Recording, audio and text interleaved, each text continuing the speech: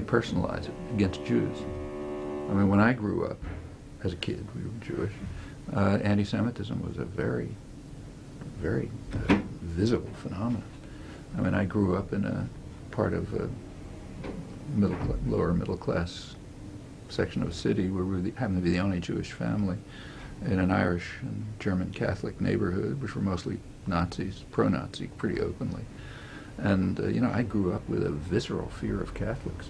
And it wasn't until I was an adult that I could deal with Catholics and somehow not be afraid.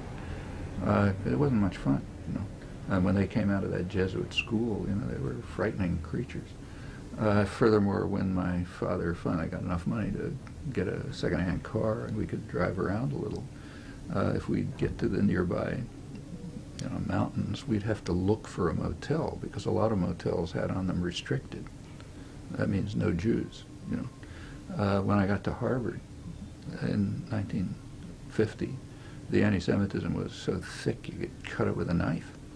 In fact, one of the reasons MIT here is a great university is because a lot of first-rate people like Paul Samuelson and Norbert Wiener couldn't get jobs at Harvard because they were Jewish. In fact, Harvard got their first Jewish mathematician, you know, it's a Jewish field, while I was there, 1953, because the department was so anti-Semitic.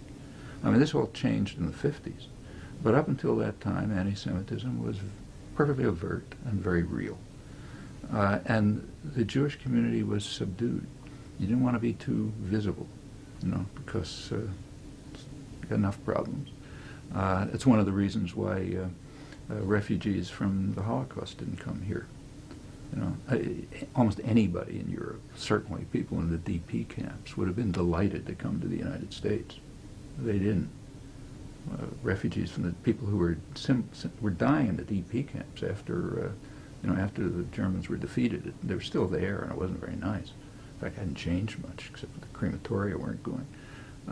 They didn't. Very few of them came to the United States, partly because of anti-Semitism, partly because the Jewish community didn't want them, didn't push to bring them here, and for reasons that are, you know, not pretty but are understandable. And we've got enough problems. The anti-Semitism is no longer a legitimate form of racism.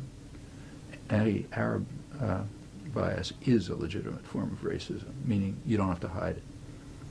Okay, most forms of racism, you have to pretend you're not a racist. So you have to pretend I'm not anti-Semitic, I'm not anti-black. You may be, but you don't advertise it. Anti-Arab racism, you're allowed to advertise. Now, this is way before September 11th. And the community, you see it in films and books and attitudes. It's just not even hidden, you know.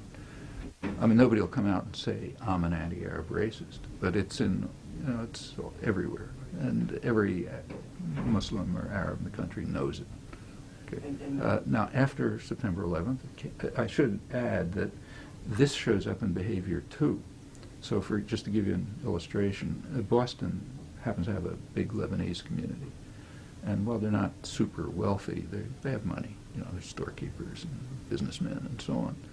In 1982, at the time of the Israeli invasion of Lebanon, which was a total horrible atrocity, a few of us made an effort to organize just a charitable relief program for people in Lebanon. We could not get any support from the Lebanese community here. And I think I understand why, because I remember it from childhood. I think they just don't want to be too visible. And I think that's understandable. I can't prove that, but that's the sense that I had.